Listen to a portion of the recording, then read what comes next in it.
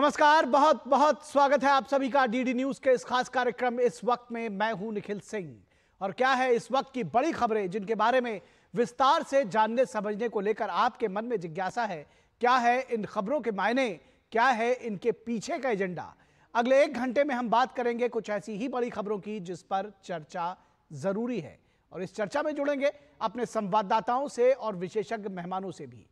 बात करेंगे 18वीं लोकसभा के पहले सत्र की। ऐतिहासिक है यह सत्र और किन मायनों में यह विशेष भी होने जा रहा है, इस पर हम बात करेंगे। साथ ही साथ शशि थरूर लिखते हैं कि उत्तर प्रदेश किसे कहते हैं। जानेंगे कि उत्तर प्रदेश किसे कहते हैं और इसके क्या है मायने और क्यों शशि थरूर या दूसरे कांग्रेसी ये लिखते हैं कि उत्तर प्रदेश किसे कहते हैं, क्या है इसके पीछे की सियासत समझने की कोशिश करेंगे। साथ ही साथ दिल्ली की सियासत की भी बात करेंगे जहां पर आप पर ढेर सारे सवाल उठाए जा रहे हैं। तो होंगे कई अहम सवाल और जवाब, लेकिन सबसे पहले इस वक्त की हेडलाइंस।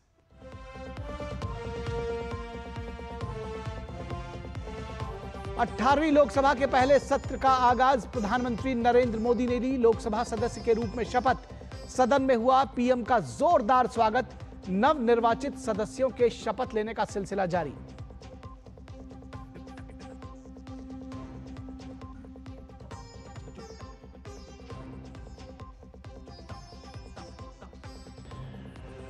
सत्र शुरू होने से पहले प्रधानमंत्री नरेंद्र मोदी ने मीडिया को किया संबोधित। कहा, देश चलाने के लिए आपसी सहमति जरूरी। संविधान की मर्यादाओं का पालन करते हुए सबको साथ लेकर चलने का दिया संदेश।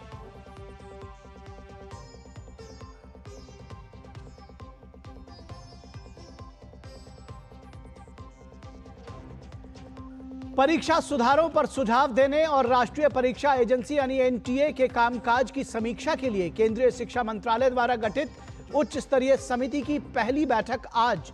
समिति को 2 महीने में देनी है रिपोर्ट।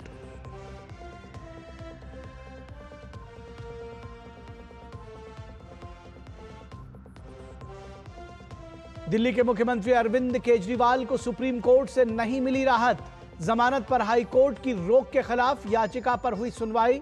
मामले में अगली सुनवाई बुधवार को। वहीं दिल्ली में पानी की किल्लत के बीच सियासत जोरों पर।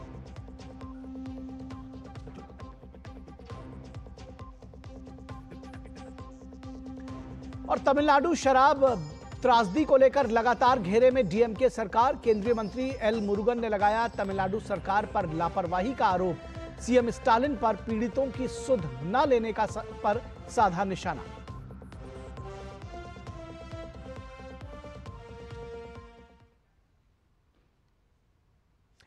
तो सबसे पहले बात करेंगे 18वीं लोकसभा के पहले सत्र की। किन मायनों में खास होने जा रहा है यह सत्र और क्यों कहा जा रहा है कि यह सत्र ऐतिहासिक है, इस पर चर्चा भी करेंगे और आपको बताएंगे कि क्या कुछ है 18वीं लोकसभा के पहले सत्र की जो खास बातें हैं। और पहले सत्र की शुरुआत हो चुकी है। नए संसद भवन में हो रहा ये सत्र कई मायनों में ऐतिहासिक है। 3 जुलाई तक चलने वाले इस विशेष सत्र की शुरुआती 2 दिन नए सांसदों को शपथ दिलाई जा रही है। बुधवार को नए लोकसभा अध्यक्ष का चुनाव होगा और उस पर सभी की निगाहें लगी हुई हैं कि आखिर कौन होगा 18वीं लोकसभा का अध्यक्ष। जबकि गुरुवार को राष्ट्रपति दोनों सदनों की संयुक्त बैठक को संबोधित करेंगी।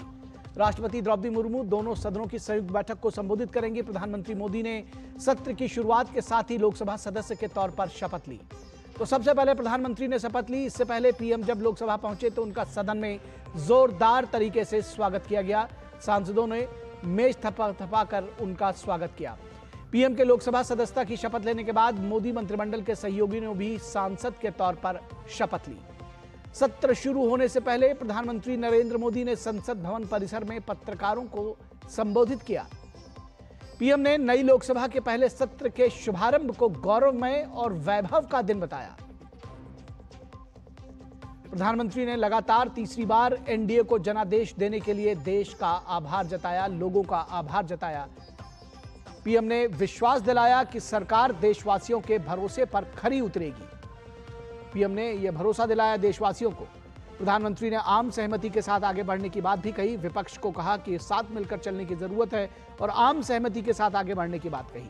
पीएम ने कहा कि देश की जनता विपक्ष से अच्छे कदमों की अपेक्षा रखती है। उन्होंने कहा कि देश विपक्ष से लोकतांत्रिक मूल्यों की गरिमा को बनाए रखने की उम्मीद करता है। विपक्ष से लोकतांत्रिक मूल्यों की गरिमा बनाए रखने की उम्मीद करता है देश, ये कहा प्रधानमंत्री ने। इस बीच विपक्ष ने कई मुद्दों को लेकर सत्र के शुरुआत में ही विरोधी तेवर अपनाए हैं। विपक्ष के तेवरों से सत्र के हंगामेदार होने के आसार हैं और कई मुद्दों पर संसद के अंदर और बाहर हंगामे की खबर है। विपक्ष के तेवरों से सत्र के हंगामेदार होने के आसार हैं।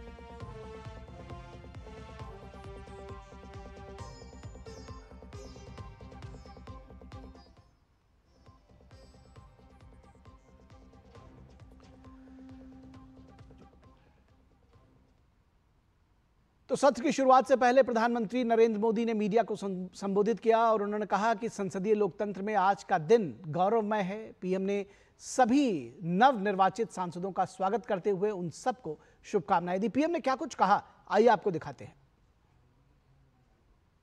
आजादी के बाद पहली बार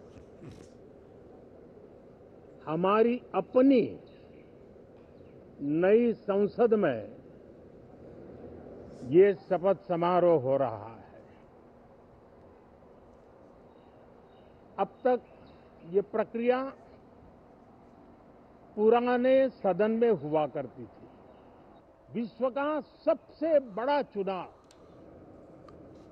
बहुत ही शानदार तरीके से, बहुत ही गौरवमय तरीके से क्या फोन किया इसके लिए संपन्न होना, इसके लिए ये हर भारतीय के लिए गर्व की बात है। 140 करोड़ देशवासियों के लिए गर्व की बात है। करीब 65 करोड़ से ज्यादा मतदाताओं ने मतदान में हिस्सा लिया। यह चुनाव इसलिए भी बहुत महत्वपूर्ण बन गया है कि आजादी के बाद दूसरी बार किसी सरकार को लगातार तीसरी बार सेवा करने के लिए देश की जनता ने अवसर दिया है।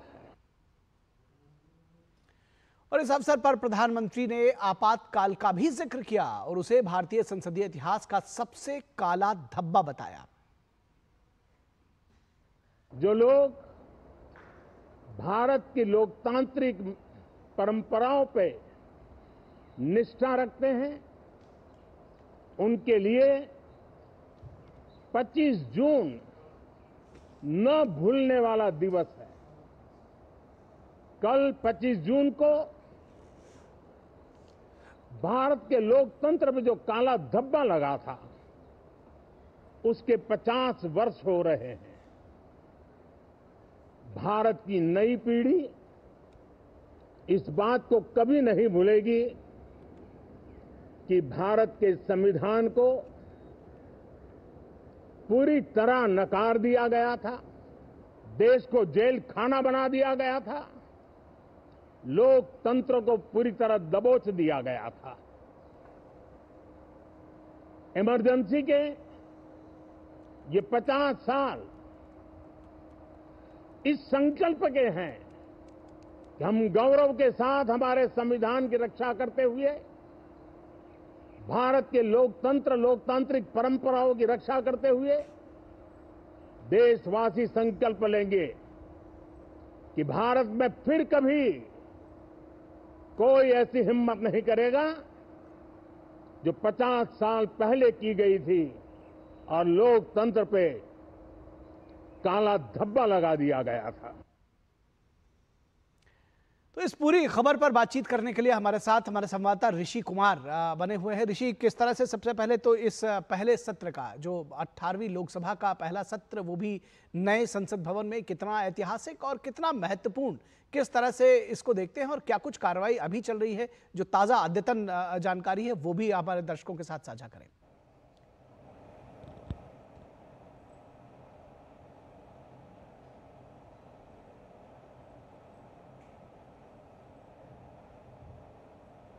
ऋषि, आप हमें सुन पा रहे हैं?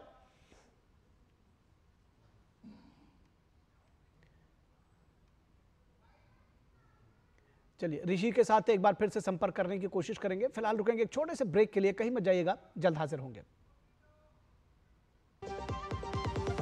जीरा से प्यास बुझाएं, डाइजेशन के लिए मस्त, शरीर में नमक पानी का बैलेंस बनाए।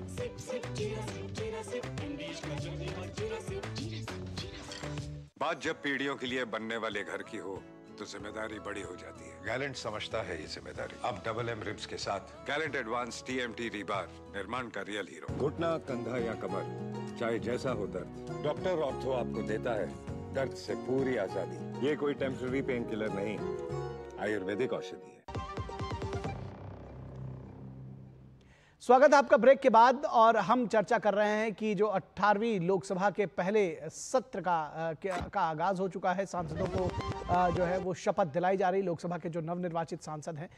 इस पूरी खबर पर बातचीत करने के लिए हमारे साथ ऋषि कुमार, हमारे संवाददाता, जुड़े हुए हैं। उनके साथ संपर्क करने की कोशिश करेंगे। ऋषि, अगर आप हमें सुन पा रहे हो तो ये जानना चाहेंगे कि ये सत्र ऐतिहासिक कहा जा रहा है। 18वीं लोकसभा का पहला सत्र है, कई मायनों में ये विशेष होने जा रहा है।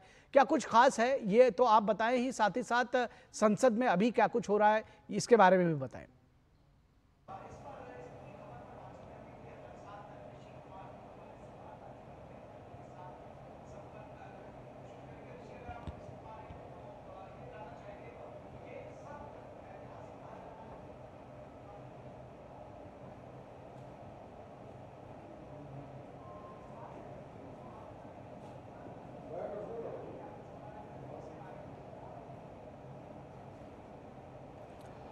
देखिए निखिल, जहाँ तक आज के दिन को देखें तो निश्चित तौर से गौरवपूर्ण दिन है, क्योंकि 18वीं लोकसभा के गठन की जो आज प्रक्रिया शुरू हुई एक विशेष सत्र के ज़रिए, उसके पहले ही दिन सबसे पहले प्रधानमंत्री ने जिस तरीके से मीडिया के ज़रिए देश को एक संदेश दिया कि किस तरीके से देश की जो ज़रूरतें हैं वो कैसे पूरा करना चाहते हैं, और जो नई सरकार है वो किस दिशा में आगे बढ़ना चाहती है और उसकी क्या क्या प्राथमिकताएँ हैं।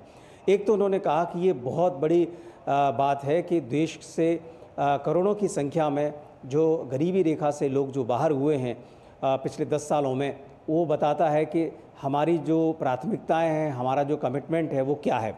दूसरी बात, एक ऐसा दिन जो कि अगर उन्होंने जो जिक्र किया कि इमरजेंसी का जिक्र किया, आपातकाल का, जिसका कि कल 50वां वर्षगांठ के तौर पर उन्होंने कहा कि ये एक तरीके से लोकतंत्र के लिए काला दिन था। तो उन्होंने ये भी संकेत दिया कि भारत के लोकतंत्र के लिए जो सामंजस्य बनाकर आगे बढ़ने का जो क्रम है उसकी कितनी ज़रूरत है। ख़ास तौर से उन्होंने इस बात को कहा कि सरकार चलाने के लिए बहुमत की ज़रूरत है, तो वहीं देश चलाने के लिए सहयोग की ज़रूरत है। विपक्ष के लिए उन्होंने कहा कि हंगामा और शोर शराबा ज़रूरत नहीं है, बल्कि एक सकारात्मक दिशा की ओर सरकार की आलोचना भी की जाए तो सरकार इसका स्वागत करेगी, लेकिन सिर्फ हंगामा और शोर शराबा, एक नकारात्मक सोच के साथ अगर कोई विपक्ष की भूमिका निभाना चाहता है तो वो देश के साथ नहीं है। इन सब के अलावा अगर हम बात करें कि संसद के जो तमाम सदस्य हैं वो जबकि नई बिल्डिंग में शपथ ग्रहण कर रहे हैं, उन्होंने इसको देश के लिए ऐतिहासिक बताया और कहा कि यह गौरव की बात है कि हम आज़ादी के बाद एक ऐसी सरकार जो तीसरी बार चुनकर आई है, ये दूसरा अवसर है, लेकिन ये जो नए सदस्य चुनकर आए हैं, एक नई आज़ाद भारत की जो नई बिल्डिंग है भारत की संसद, उसमें यहाँ पर शपथ ग्रहण करेंगे, तो ये एक गौरव की बात है। और 18वीं लोकसभा के लिए प्रधानमंत्री ने एक बार और कहा था कि 18 वर्ष जो बताता है कि एक मैच्योरिटी का जो एज है उसको बताता है, तो कहीं ना कहीं 18 वर्ष के लोकतंत्र का जो युवा लोकतंत्र की जो भूमिका है, अब वो निभाने के लिए एक नई सरकार के रूप में उसको नेतृत्व देना चाहते हैं। यही आज उनका संदेश था। जी, निश्चित तौर पर तो ये सत्र जो है ये इस बात की उम्मीद जताई जा रही है, कहा जा रहा है जो विपक्ष के तेवर है उसको देखकर लगता है कि ये सत्र हंगामेदार होने जा रहा है, तमाम प्रोटेस्ट्स भी हो रहे हैं। क्या कुछ किस तरह से बताएंगे कि क्या आगे, किस तरह से सत्र आगे बढ़ेगा, क्या कुछ उम्मीदें हैं?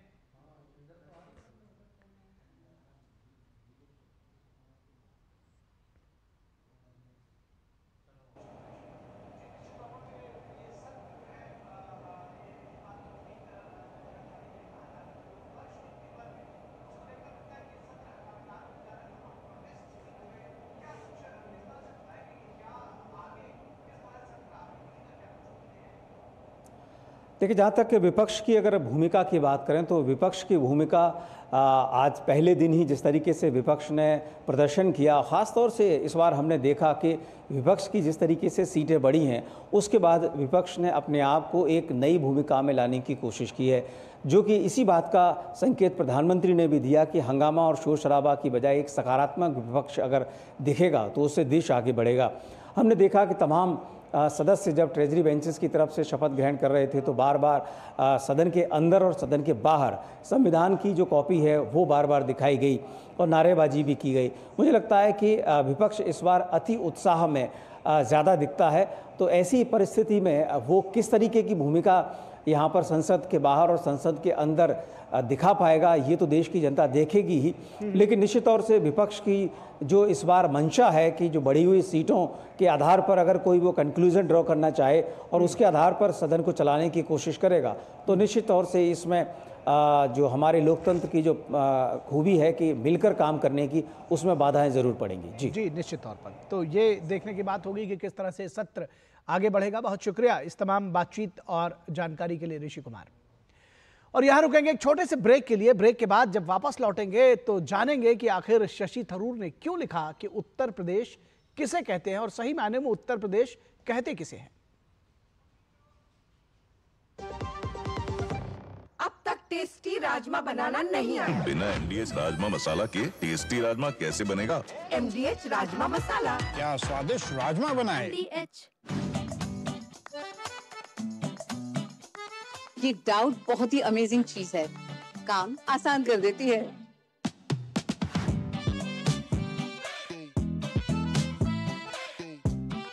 अब जिस पे भी डाउट है वो तो ऑटोमेटिकली आउट है। लेकिन मुथूट फाइनेंस से गोल्ड लोन लेते हुए कोई डाउट नहीं है, क्योंकि यहाँ है पूरी ट्रांसपेरेंसी, 100% भरोसा और सुरक्षा। तभी तो मुथूट फाइनेंस है भरोसा इंडिया का। मुथूट फाइनेंस, इंडिया का number 1 most trusted financial services brand. तो गोल्ड लोन लेने के लिए कॉल करें 1-800-313-1212। सिकल सेल एनीमिया एक तरह की बीमारी है। यह आनुवंशिक बीमारी है, यानी माता पिता से उनके बच्चों में आती है। इससे रक्त कोशिका का आकार गोल न होकर हंसिया जैसा हो जाता है, साथ ही उसका लचीलापन खत्म हो जाता है, जिससे नसों में खून बहने से परेशानी होती है और शरीर में तेज दर्द होता है। खून की तुरंत जांच करवाएं और डॉक्टर द्वारा दी गई सलाह एवं दवा का सेवन करें। साथ ही ज्यादा से ज्यादा पानी पिए और स्वच्छता का ध्यान रखें। यदि सिकल सेल से पीड़ित युवक और युवती आपस में शादी करते हैं तो उनकी संतान में यह बीमारी होने का खतरा बहुत अधिक रहता है।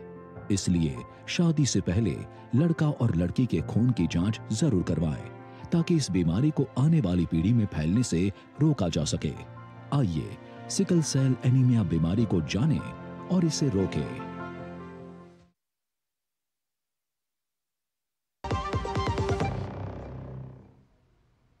ब्रेक के बाद एक बार फिर आप सभी का स्वागत है और अब बात करेंगे कुछ ऐसी सियासत की जिसमें उत्तर भारत के राज्यों को बुरा भला कहना बार बार ये सामने आते रही और इस बार ये कहा है शशि थरूर ने। उत्तर प्रदेश किसे कहते हैं, ये सवाल शशि थरूर पूछ रहे हैं।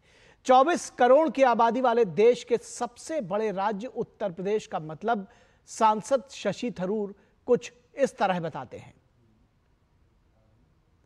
एक वायरल तस्वीर शेयर करते हुए शशि थरूर लिखते हैं कि उत्तर प्रदेश किसे कहते हैं। जवाब में थरूर ने लिखा था कि वह प्रदेश जहां परीक्षा से पहले उत्तर पता चल जाए। बीजेपी ने सांसद शशि थरूर के बयान को शर्मनाक बताया है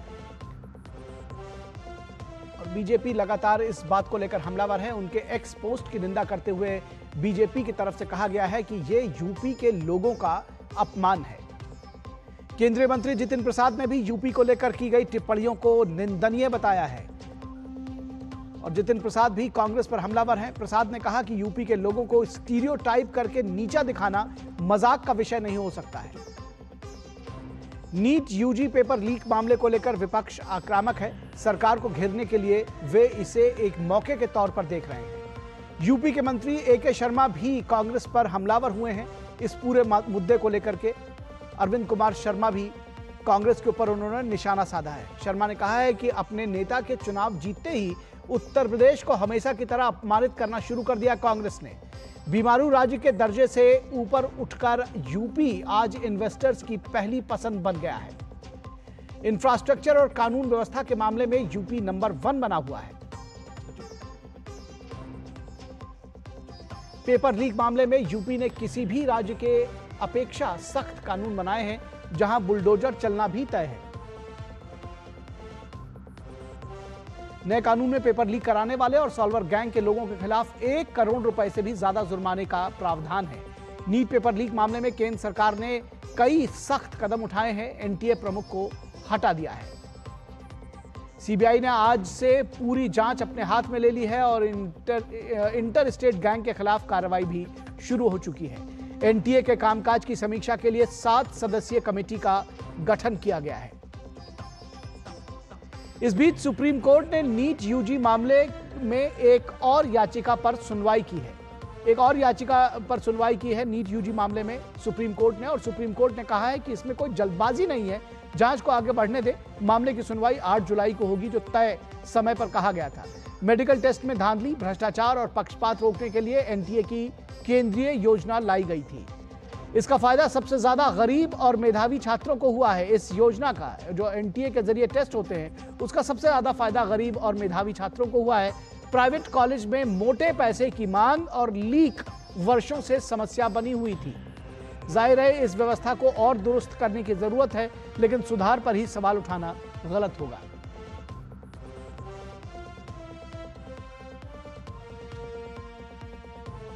तो सुधार पर ही सवाल उठाना गलत होगा, यह बार बार कहा जा रहा है। और उत्तर प्रदेश को लेकर कांग्रेस नेता शशि थरूर के बयान की हर ओर निंदा हो रही है। भारतीय जनता पार्टी के कई नेताओं और मंत्रियों ने भी उनके बयान पर आपत्ति जताई है। केंद्रीय मंत्री जितिन प्रसाद ने एक्स पर पोस्ट किया कि यूपी का ऐसा अपमान निंदनीय है और इसकी कड़े शब्दों में निंदा की जानी चाहिए। मैं अपने राज्य और यहाँ के लोगों को लेकर इस तरह की निंदनीय टिप्पणियों को पर अपमानित महसूस करता हूं। यूपी का ऐसा अपमान निंदनीय है और इसकी कड़े शब्दों में निंदा की जानी चाहिए, यह केंद्रीय मंत्री जितिन प्रसाद ने लिखा है।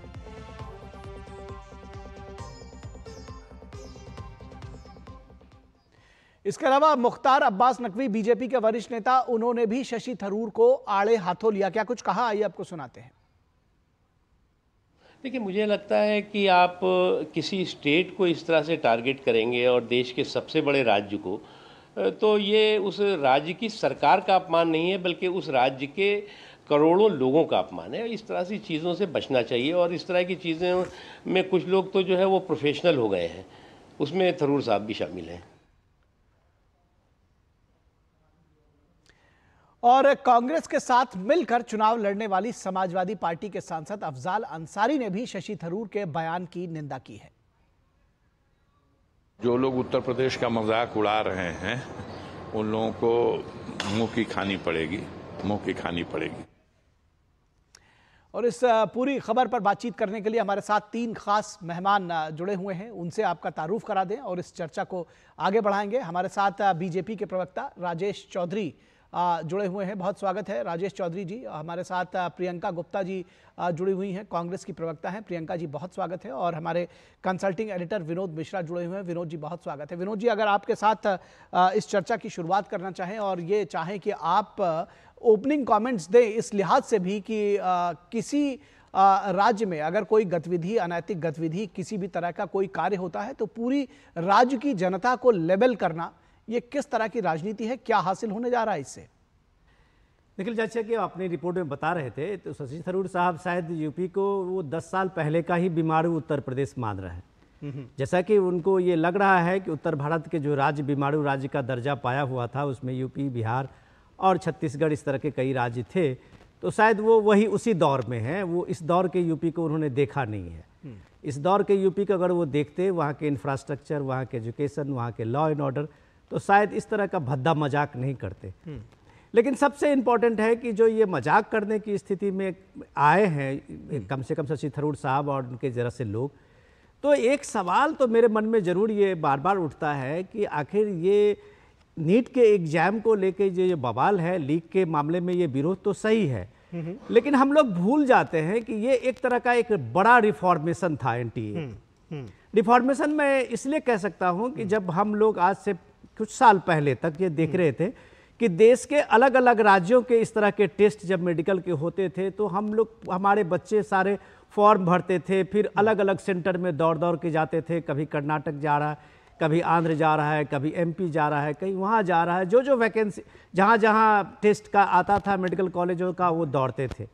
उसके बाद शुरू होता था उसका प्रोसेस की बोली लगती थी कि जो कैपिटेशन फ़ी है उसका डिमांड होता था कि इस कॉलेज में एडमिशन, प्राइवेट कॉलेज में इतना पैसा लगेगा, इस कॉलेज में इतना लगेगा। ये हम लोगों ने देखा है और इस चीज़ को भुलाते हुए आज एक लीक के मामले में आप पूरे एनटीए और इसकी व्यवस्था पे ही सवाल खड़ा कर दें। नीट एग्जामिनेशन के इस चीज़ को लेके आप सरकार को कटघरे में कर लें, ठीक है, विपक्ष का एक हक बनता है, लेकिन एक जो व्यवस्था बनी थी उसको और दुरुस्त करने की ज़रूरत है, उसमें और एक मजबूत उसका एक किला बनाने की ज़रूरत है। लेकिन आप अगर एनटीए को एक तरह से ये बता देंगे कि ये एनटीए ही गलत है या इस तरह की व्यवस्था लाना ही गलत है, तो फिर इस देश में कोई इस तरह के प्रयास होंगे ही नहीं। तब तो देश के जो बच्चे हैं वो एक बच्चे जो कम से कम 20-20 फॉर्म भरेंगे और 20-20 हज़ार रुपया खर्चा करेंगे। आज अगर एनटीए ने उनको मौका दिया है कि देश के तमाम मेडिकल कॉलेजेस के लिए वो एक फॉर्म भरते हैं और वो देश के किसी भी जो मेरिट उनका आता है उसके हिसाब से एडमिशन लेते हैं, तो ये एक अच्छी पहल है। हाँ, इसमें और सुधार की गुंजाइश है, इसमें और सख्ती की ज़रूरत है, जिसके लिए तो सरकार ने कई ऐसे मजबूत कदम उठाए हैं। हो सकता है कि आने वाले दिन में ये एक कहा जा सकता है कि ये लीक अंतिम हो और शायद हो सकता है कि मोदी सरकार जो ये अंतिम प्रहार कर रही है उसके बाद शायद ऐसी व्यवस्था चाक चुरुस्त बने जो लोगों का और भरोसा मजबूत हो। निखिल जी, निश्चित तौर पर लोगों का और भरोसा मजबूत होना बेहद ज़रूरी है, लेकिन जो इस तरह की टिप्पणी है प्रियंका जी, आपको लगता है कि आपकी पार्टी के नेता तमाम बार मुश्किल में डाल देते हैं पार्टी के नेतृत्व को, पार्टी को? आपको लगता है कि ये जो टिप्पणी है ये गैर ज़रूरी नहीं थी और क्या ये उत्तर प्रदेश के लोगों का अपमान नहीं है? देखिए, मुझे लगता है एंकर महोदय, यहाँ पर इस टिप्पणी का मतलब ये नहीं था कि उत्तर प्रदेश के लोग, यहाँ पे टिप्पणी का मतलब था कि उत्तर प्रदेश की सरकार। और उत्तर प्रदेश की सरकार क्यों थी, मैं ये भी आपको बताना चाहूंगी। 2017 में उत्तर प्रदेश की सरकार आई, वो भारतीय जनता पार्टी की डबल इंजन की सरकार, और 2017 के बाद लगातार दर्जनों पेपर लीक हुए। मैं यहाँ कुछ एग्जांपल देती हूँ। 2017 में सिविल सर्विसेज का पेपर, जुडिशरी का पेपर, सिपाही भर्ती का पेपर, दरोगा भर्ती, यूपी पीसीएल की भर्ती, शिक्षक भर्ती, टीजीटी का पेपर, कक्षा 10 की परीक्षा का पेपर लेकर लीक हो गया, टेट लीक हो गया, यूपीएसआई लीक हो गया, लेखपाल भर्ती लीक हो गई, नर्सिंग पेपर लीक हो गया, 2012 का बायोलॉजी का पेपर लीक हो गया, पुलिस भर्ती फिर से एक बार लीक हुई, जिसमें अभी रिसेंट का केस है, 60 लाख बच्चों ने पुलिस भर्ती में एग्जाम दिया था। वो बच्चे इतनी आसानी से यहाँ भर भर के नहीं आते, उनके पास गाड़ियां नहीं होती, वो ट्रेन और बसों में भर कर आते हैं और अपनी रातें स्टेशन पर बिताते हैं। उनके घर वालों को ये भी नहीं पता होता कि उन्होंने खाया क्या है, पिया क्या। ये होता है उत्तर प्रदेश के लोगों की जो दशा। लेकिन ये कहीं भी उनके कमेंट में स्पष्ट नहीं कि वो उत्तर प्रदेश सरकार को कुछ कहना चाह रहे हैं। आपकी बात मुझे लगता है पॉइंट आ गया। आप कह रहे हैं कि 2017 के बाद से लगातार जो लीक है वो एंकर महोदय सुनिए, उत्तर प्रदेश में पेपर लीक हो रहा है, जिम्मेदार कौन है?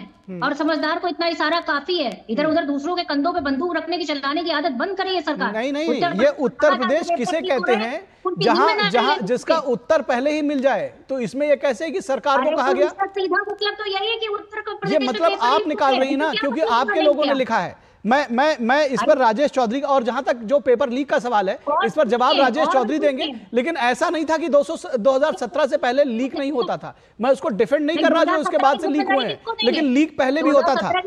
राजेश चौधरी जी, आपको लगता है कि ये जो बात कही गई है ये सरकार को निशाना किया गया है?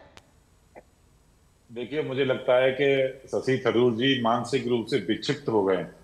ये उत्तर प्रदेश के हर नागरिक का अपमान कर रहे हैं। ये राहुल गांधी का अपमान कर रहे हैं, वो वहां से उत्तर प्रदेश से चुन करके आते हैं। यूपी का अपमान है। यह उत्तर प्रदेश कांग्रेस जिस बदहाल स्थिति में छोड़ करके गई थी वो उत्तर प्रदेश नहीं है। यह वो उत्तर प्रदेश नहीं है जिसको बाजी से समाजवादी पार्टी और बहुजन समाज पार्टी लूटते थे। आज का उत्तर प्रदेश कानून का राज आज के उत्तर प्रदेश के अंदर। और आप रिकॉर्ड निकाल लीजिए, समाजवादी पार्टी की सरकार रही, बहुजन समाज पार्टी की सरकार रही, इन्होंने तो जो भर्ती करने के इंस्टीट्यूशन से उनको सबको बर्बाद करके रखा हुआ था। 76 में से 40 एक ही समाज के लोग भर्ती होते थे। ये भूमि पवित्र भूमि है, ये गंगा की भूमि है, ये सरयू की भूमि है, ये यमुना की भूमि है, ये राम की भूमि है, ये कृष्ण की भूमि है। ये राम और कृष्ण की भूमि का अपमान करने का काम ये कांग्रेस कर रही है। ये कांग्रेस कर रही है और कांग्रेस के नेता चुप बैठे हुए हैं। यदि उन्होंने गलत किया है तो राहुल गांधी उनको अपनी पार्टी से क्यों नहीं निकालते हैं, क्यों कार्रवाई नहीं करते हैं शशि थरूर के खिलाफ? कोई बोल रहा है उनको डिफाइन करने की कोशिश? कांग्रेस प्रवक्ता देखिए आपके साथ में है, कांग्रेस प्रवक्ता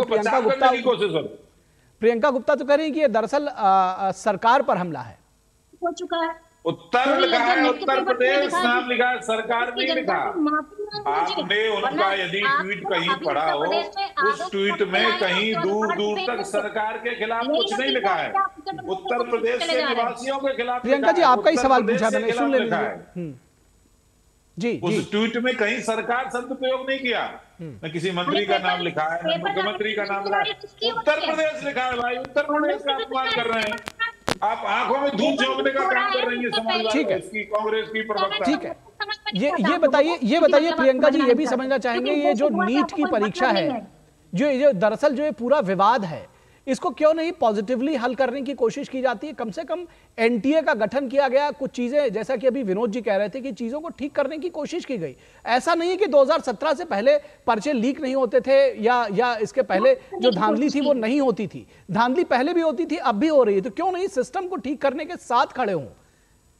ये एक सकारात्मक राजनीति नहीं होगी? देखिए, सकारात्मक राजनीति के बारे में मैं आपको बताती हूँ। सकारात्मक राजनीति ये है कि हम पूरी तरीके से सरकार से चाह रहे हैं कि पेपर लीक ना हो, और लगातार पेपर लीक पर इधर उधर बहाने बनाते हुए नजर आ रहे हैं। पेपर को लेकर शिक्षा मंत्री राजेश जी सुन ले पहले, राजेश जी प्रियंका जी को सुन लेते हैं, आपके पास आएंगे, पहले प्रियंका जी खत्म कर ले। जी प्रियंका जी।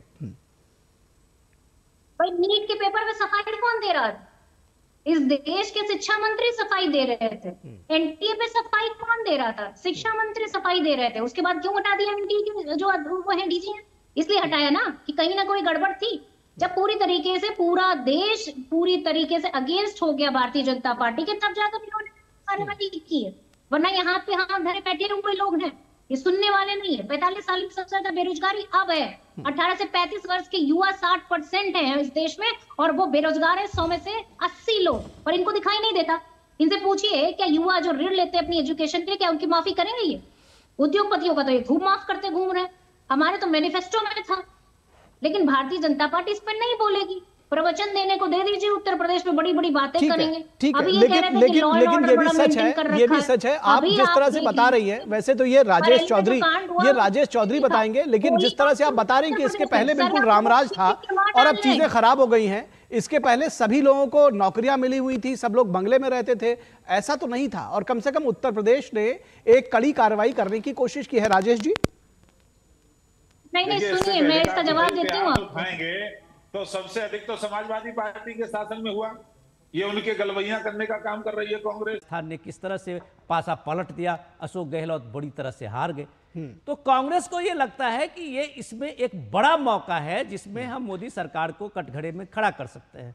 लेकिन सवाल ये है कि ये एक तंत्र जो बना है, ये गैंग जो है सॉल्वर का, और ये जो गैंग है पूरी तरह से देश में पहले से बरसों से जो जारी है, उसको एक मजबूती के तरह आप कह सकते हैं कि एक कानून, सख्त कानून बनाकर ही इसको खत्म किया जा सकता है।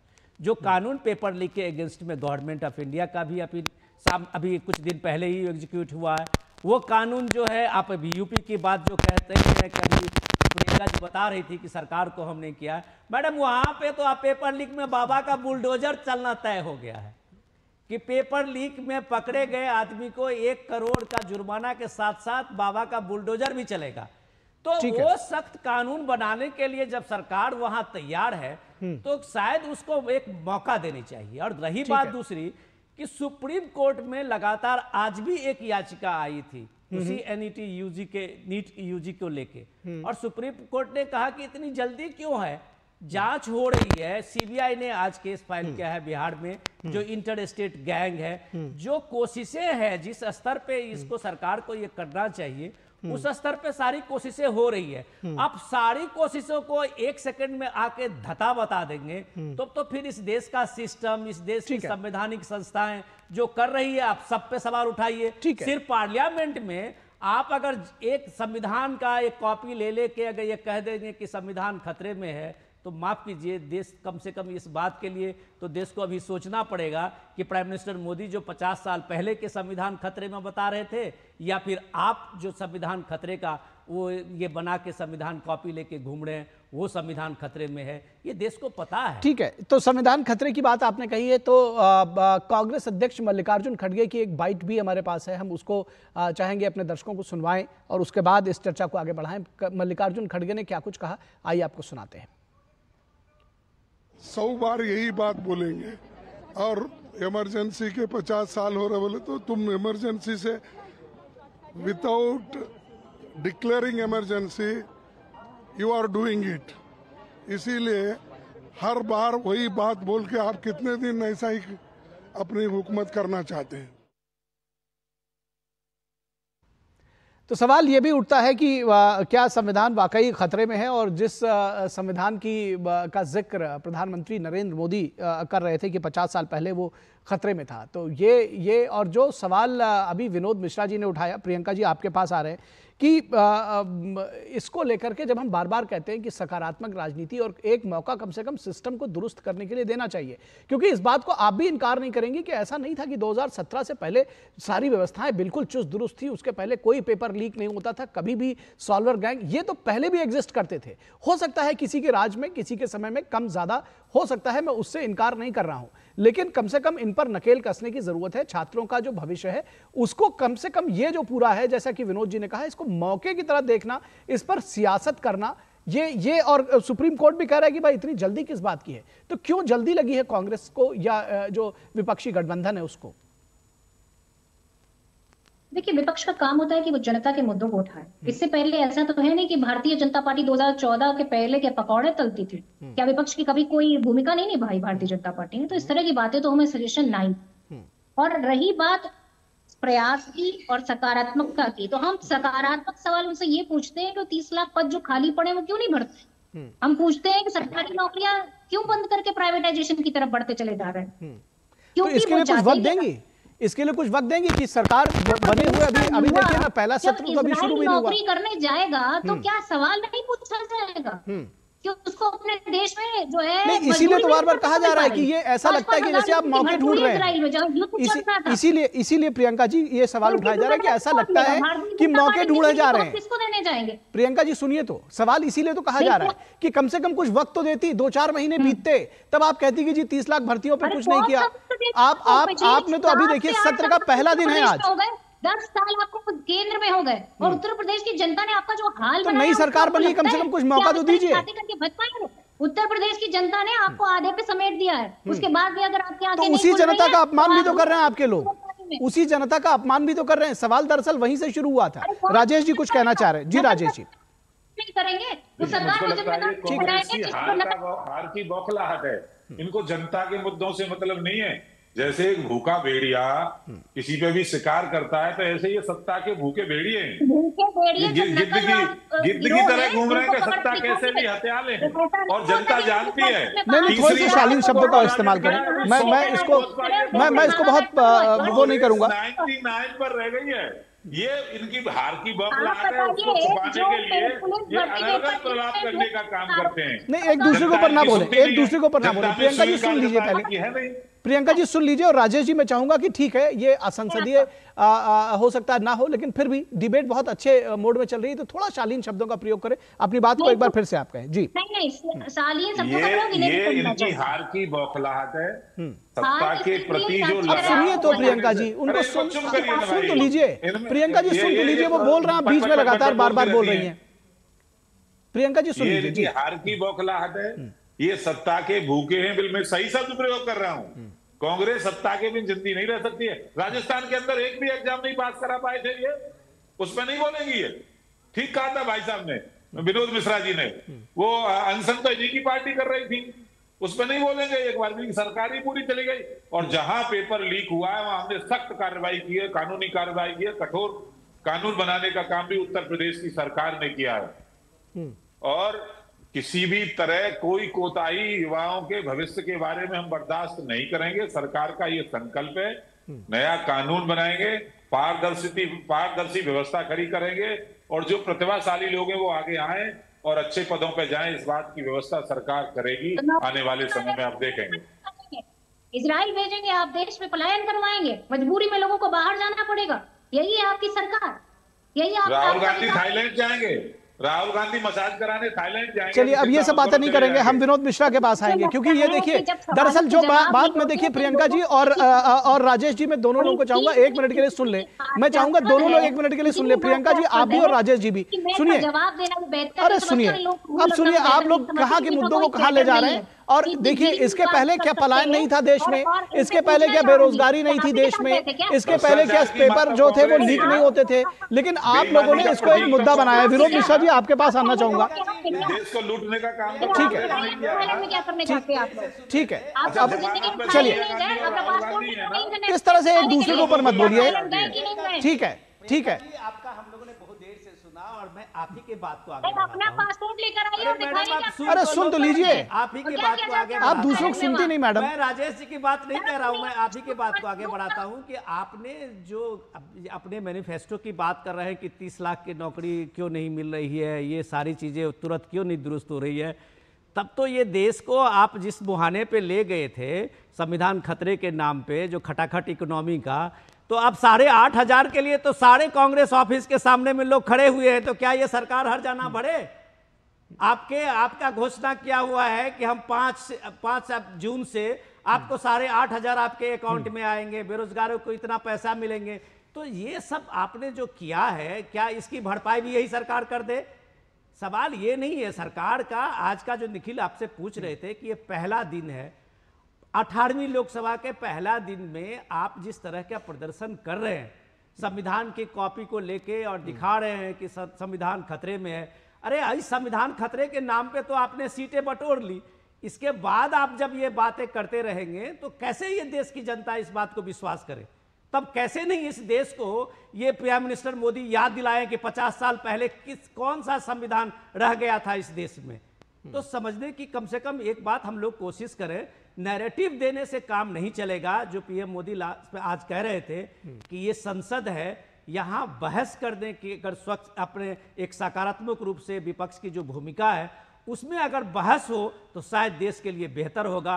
ड्रामा से शायद किसी का इसमें भला नहीं होने वाला है, न पक्ष का न विपक्ष। ठीक है, दरअसल मैं ये बात कहना चाह रहा था, मैं अपने सभी तीनों लोगों को, खास मेहमानों को, कि दरअसल चिंता छात्रों की होनी चाहिए। मैं ये सिर्फ कह रहा हूं कि इसके पहले भी पेपर लीक होते थे, इसके पहले भी अव्यवस्थाएं होती थी। ये ठीक है, एक दूसरे के ऊपर आप लोग आरोप प्रत्यारोप लगाइए, लेकिन छात्रों के बारे में सोचिए और कम से कम इस व्यवस्था को दुरुस्त करने की कोशिश करें, सब मिल करके, पक्ष विपक्ष, और कम से कम एक साथ खड़े हों। फिलहाल आज की चर्चा में बस इतना ही। राजेश चौधरी जी आपको, प्रियंका गुप्ता जी आपको और विनोद मिश्रा जी आपको बहुत शुक्रिया हमारे साथ जुड़ने के लिए। और यहां रुकेंगे एक छोटे से ब्रेक के लिए, कहीं मत जाइएगा, जल्द हाजिर होंगे। पाव भाजी को फेवरेट बनाता है MDH पाव भाजी मसाला। MDH पाव भाजी मसाला। MDH बनाए पाव भाजी लाजवाब। Here gravity and physics don't call the shots, and sound travels slower than you. This is a different kind of place. That's why we're looking for different kind of people, for whom excellence is not a job, but a way of being, be it in the sky or on the ground.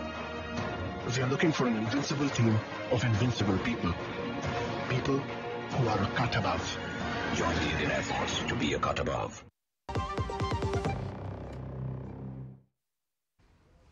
Break के बाद एक बार फिर आप सभी का स्वागत है। और दिल्ली की सियासत में आप पर सवाल, ये सवाल लगातार एक के बाद एक पूछे जा रहे हैं, क्योंकि सियासत न सिर्फ सीएम अरविंद केजरीवाल की जमानत को लेकर हो रही है, बल्कि पानी को लेकर के भी सियासत हो रही है। केजरीवाल ने जमानत की मांग के साथ सुप्रीम कोर्ट में दिल्ली हाई कोर्ट के फैसले के खिलाफ एक याचिका दायर की थी, और हाई कोर्ट के आदेश के बाद ही तय होगा कि सीएम केजरीवाल जेल से ही दिल्ली सरकार चलाएंगे या सरकार बाहर होंगे।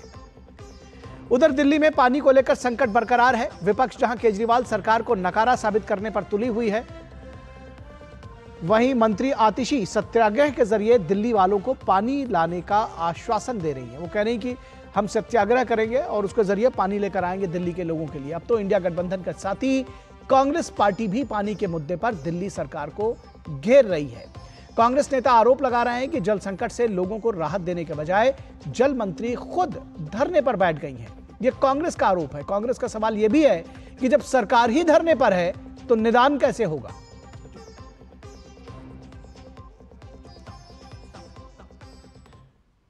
तो ये सवाल उठ रहे हैं कि जब सरकार ही धरने पर है तो निदान कैसे होगा, और दिल्ली की जल मंत्री आतिशी क्या कुछ कह रही हैं, सरकार क्या कुछ कह रही है, आइए सुनते हैं।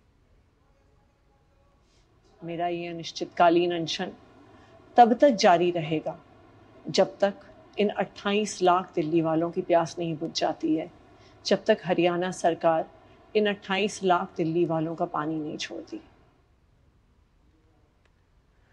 और दिल्ली बीजेपी के अध्यक्ष वीरेंद्र सचदेवा ने पानी के मुद्दे पर सियासत करने के लिए केजरीवाल सरकार को आड़े हाथों लिया। मैं फिर कह रहा हूं कि एक राजनीतिक नौटंकी है जो आम आदमी पार्टी कर रही है। इस संकट के समय इनको चाहिए था उपाय ढूंढना, इनको चाहिए था वजीराबाद गैराज की नालों की सफाई कराना, गाद निकालना, इनको चाहिए था जहां जहां लीकेज हो रही है उसको ठीक करवाना। जितने लीकेज पॉइंट मीडिया में आए हैं आज भी वो वैसे के वैसे चल रहे हैं। मतलब स्थिति को सुधारने की बजाय अपनी असफलता को छुपाने का प्रयास कर रहे हैं आम आदमी पार्टी के लोग। अपनी चोरी कालाबाजारी को ढकने का एक प्रयास, असफल प्रयास है, और इस नौटंकी से कुछ हासिल होगा मुझे नहीं लगता। और इस पूरी खबर पर बातचीत करने के लिए हमारे साथ हमारे संवाददाता विकास सारथी मौजूद है। विकास, सबसे पहले तो मैं चाहूंगा कि कोर्ट की कार्रवाई के विषय में बताएं। सुप्रीम कोर्ट से कोई आज राहत नहीं मिली अरविंद केजरीवाल को, और बहुत उम्मीदें थी सुप्रीम कोर्ट से, लेकिन फिलहाल अभी ये मामला शायद बुधवार तक टल गया है। क्या जानकारी देंगे, क्या कुछ रहा, क्या कुछ दलीलें दी गई, विस्तार से जानकारी दें। जी निखिल, यहाँ पर एक बार फिर सुप्रीम कोर्ट से दरख्वास्त की गई कि वो हाई कोर्ट के आदेश पर स्टे कर दे। यहाँ पर यह भी कहा गया कि हाई कोर्ट को इस तरह से या तो तुरंत आदेश देना चाहिए था, क्योंकि रिलीज का एक ऑर्डर था, उसको इस तरह से स्टे करना सही परंपरा नहीं है, क्योंकि किसी व्यक्ति की लिबर्टी से जुड़ा मसला है। ये उनकी लीगल टीम की दलीलें थी। वहीं ईडी लगातार ये कह रही है कि जो निचली अदालत का फैसला है उसमें कई गड़बड़ियां हैं, फैक्ट्स को लेकर के, फाइंडिंग्स को लेकर के, और जिस तरह से लॉ को इंटरप्रेट किया गया है उसको लेकर के। तो ऐसे में रिहाई पर जो रोक लगाई है हाई कोर्ट ने वो बिल्कुल सही आदेश है। दूसरी बात ईडी की तरफ से ये कही गई कि जब हाई कोर्ट ने मामले की सुनवाई कर ली है और जब पूरे मामले को रिजर्व किया था तो जज ने कहा था कि अगले 1 से 2 दिन में हाई कोर्ट इस पर अपना एक आदेश, औपचारिक आदेश जारी कर देगा। इसीलिए जो इंटरिम स्टे लगाया गया था सुनवाई के शुरू में, उसको लेकर के 2 दिन में स्थिति बिल्कुल स्पष्ट हो जाएगी कि क्या आगे भी अरविंद केजरीवाल बाहर आ पाएंगे या नहीं आ पाएंगे। तो ऐसे में सुप्रीम कोर्ट आने की इतनी हड़बड़ी क्या है, ईडी ने इस बात को लेकर के सवाल उठाए। सुप्रीम कोर्ट ने दोनों पक्षों को सुना और ये कहा कि बेहतर होगा कि हाई कोर्ट का आदेश आने तक सुप्रीम कोर्ट भी इंतजार करे, क्योंकि वहां पर आर्ग्यूमेंट पहले से हो चुके हैं, ऑर्डर रिजर्व हो चुका है, दोनों कॉन्स्टिट्यूशनल कोर्ट हैं। इसीलिए जब एक कोर्ट ऑर्डर रिजर्व कर चुका है तो सुप्रीम कोर्ट बुधवार को इस मामले की सुनवाई करेगा। इस बीच में अगर हाईकोर्ट का आदेश कल आ जाता है, मंगलवार को आ जाता है, तो सुप्रीम कोर्ट अपनी सुनवाई के दौरान उन पहलुओं को भी शामिल करेगा जो हाईकोर्ट के उस ऑर्डर में होंगे। तो इसीलिए दोनों पक्षों से कहा गया कि बुधवार को आप अपनी बाकी दलीलें रखें, तब सुप्रीम कोर्ट इस पर सुनवाई करेगा। ठीक है, आप हमारे साथ बने रहिए। चूंकि दिल्ली में सियासत सिर्फ अरविंद केजरीवाल की जमानत को लेकर नहीं है, बल्कि जल संकट पे भी है, और जल मंत्री जो है वो स्वयं सत्याग्रह पर बैठी हुई है। हमारे संपादकीय सलाहकार विनोद मिश्रा हमारे साथ मौजूद हैं। किस तरह की सियासत है ये, क्योंकि कहा जा रहा है कि जिसको दरअसल पानी मुहैया कराना है, जल मंत्री वो खुद ही अनशन पर बैठी हुई है और कह रही है कि हरियाणा पानी देगा तो हम आपको पानी देंगे। किस तरह से देखते हैं इसको? निखिल, ये अजीब सी स्थिति है। विकास जी जो कोर्ट के बता रहे थे, लेकिन अजीब सी स्थिति आप सियासत का देखिए कि दिल्ली का जो सीएम है वो जेल में है, कह रहे हैं हम जेल से सरकार चलाएंगे। जिनको पानी देना है वो मंत्री धरने पे बैठे हुए हैं, कह रहे हैं कि हम सत्याग्रह करेंगे और तब हरियाणा से पानी लाएंगे। हरियाणा की हालत देखिए कि Deepender Hooda former chief minister रहे हैं हरियाणा के, और अभी 1 महीना 10 दिन पहले तक इंडिया गठबंधन के ही वो थे, और वो कह रहे हैं कि यार हरियाणा तो अपने हिस्से का जो पानी उसको चाहिए उससे ज्यादा दे रहा है। अरविंद केजरीवाल की पार्टी को तो पंजाब से मांगना चाहिए पानी। जब पंजाब का जो एग्रीमेंट है उसके हिसाब से पानी जब हरियाणा को ही नहीं मिल रहा है, तो वो सवाल सिर्फ आम आदमी पार्टी पे ही डाल रहे हैं, कांग्रेस पार्टी के हरियाणा की इकाई जो है कि भाई हरियाणा तो अपने से जो उसका था उस कमीशन के एग्रीमेंट के साथ उससे कहीं ज्यादा पानी दे रहा है। पानी पंजाब नहीं दे रहा है, इसकी बात आम आदमी छुपा रहे हैं लोगों से कि आप पंजाब पानी देने के बाद पे वो बगले झांकने लगते हैं। सवाल ये है कि क्या इस देश में जो राजनीति बदलने आए थे, अरविंद केजरीवाल को आपको याद होगा अन्ना मूवमेंट के बाद कि वो इनका था कि हम देश की राजनीति बदल लेंगे, तो क्या ये देश की राजनीति ऐसे ही बदलने आए थे? जो लोगों को पानी चाहिए, जल संकट से लोगों का त्राहिमाम है, एक मंत्री जो है जिनको एक भूमिका में आगे आना चाहिए, उन लोगों के बदले आने के बदले में वो धरने पे सत्याग्रह पे बैठी हुई है एक पानी का मटका लेके।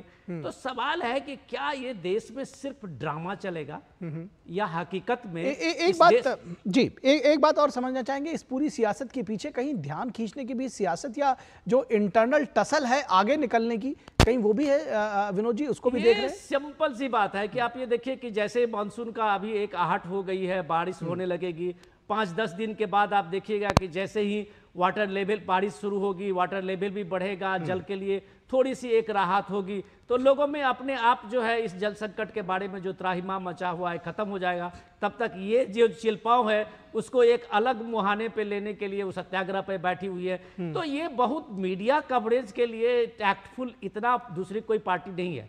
उनको पता है कि मीडिया का अटेंशन कैसे डाइवर्ट करना है। रोज आतिशी का ब्लड प्रेशर चेक हो रहा है, शुगर लेवल चेक हो रहा है, डॉक्टर बता रही है, वहां के डॉक्टर बता रहे हैं कि मैडम का जो है वेट लगातार लॉस हो रहा है, केजरीवाल जी का उधर लगातार वेट लॉस हो रहा है। भाई साहब, ये दिल्ली की ऐसी सियासत तो लोगों ने कभी नहीं देखी होगी। चीफ मिनिस्टर का वेट लॉस हो रहा है, मंत्री का वेट लॉस हो रहा है और जनता पानी के संकट से त्राहिमाम। ठीक है, विकास ने इस पूरे जल संकट को लेकर के कोर्ट्स की कार्रवाइयों को कवर किया है। अदालतों ने साफ कह दिया है विकास की ये दरअसल मामला कहीं ना कहीं जो सरकारें हैं उनके विवेकाधिकार में, उनके विवेकाधीन है, उनके अधिकार क्षेत्र में है। अदालत इसमें सीधे तौर पर इंटरवीन नहीं कर सकती। बिल्कुल निखिल, इसमें सुप्रीम कोर्ट ने जब दिल्ली सरकार की याचिका का निपटारा किया था तो कोर्ट ने ये कहा था कि ये सब टेक्निकल एस्पेक्ट्स हैं। इसको लेकर के एक अपर यमुना रिवर बोर्ड है जिसमें हिमाचल प्रदेश, दिल्ली और हरियाणा के जो जल विभाग हैं उनके इंजीनियर्स हैं इसमें जो मेंबर्स हैं। तो किस रिजर्वॉयर में कितना पानी है, किस राज्य को कितना अतिरिक्त पानी दिया जा सकता है, ये सब वो लोग तय करते हैं जो टेक्निकल एक्सपर्ट हैं। इसलिए ये कहना कि हिमाचल पानी दे, हरियाणा पानी दे, दिल्ली के पास पानी कम है, ये राजनीतिक आरोप प्रत्यारोप हैं। लेकिन असल में अगर आप इसको लेकर के दिल्ली सरकार की एक याचिका अपर यमुना रिवर बोर्ड के पास भी है, एक एप्लीकेशन लंबित है, कोर्ट ने ये कहा था कि ये जो मसले हैं इनको आप उस रिवर बोर्ड के जरिए सुलझाएं, वहां पर आप अपनी रिक्वेस्ट करें और फिर वहां के जो मेंबर हैं वो ये तय करेंगे कि क्या वाकई में हिमाचल और हरियाणा के पास इतना अतिरिक्त पानी है कि वो दिल्ली की जरूरतें पूरी कर सकता है। तो पूरी तरह तकनीक से जुड़े जो लोग हैं, जो एक बोर्ड है, उसको ये फैसले करने दीजिए। ये पॉलिटिकल आरोप प्रत्यारोप का इशू नहीं है। उसके बाद क्या हुआ ये दिल्ली सरकार स्पष्ट करे कि क्या उसके बाद जो कुछ हुआ दिल्ली सरकार स्पष्ट करेगी। लेकिन एक नागरिक के तौर पर कम से कम हम सभी लोग ये देख सकते हैं कि अपर यमुना रिवर बोर्ड में जाने के बजाय अनशन पर बैठे हैं दिल्ली सरकार के मंत्री। अब देखते हैं कि इसका क्या कुछ प्रतिफल होता है या सियासत किस मोड़ पर जाती है, ये भी देखना बड़ा मजेदार होगा, बहुत दिलचस्प होगा। बहुत शुक्रिया विनोद मिश्रा जी आपका और विकास सारथी जी आपका, बहुत हमारे साथ जुड़ने के लिए। तो इस वक्त में आज के अंक में बस इतना ही। हमारी पूरी टीम को दीजिए इजाजत। नमस्कार।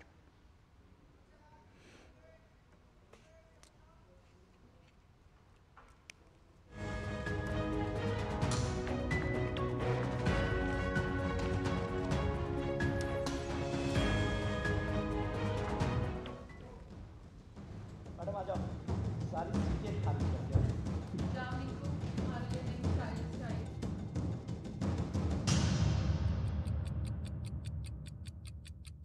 इस वक्त के प्रायोजक थे MDH, बढ़िया है, शुद्ध है MDH।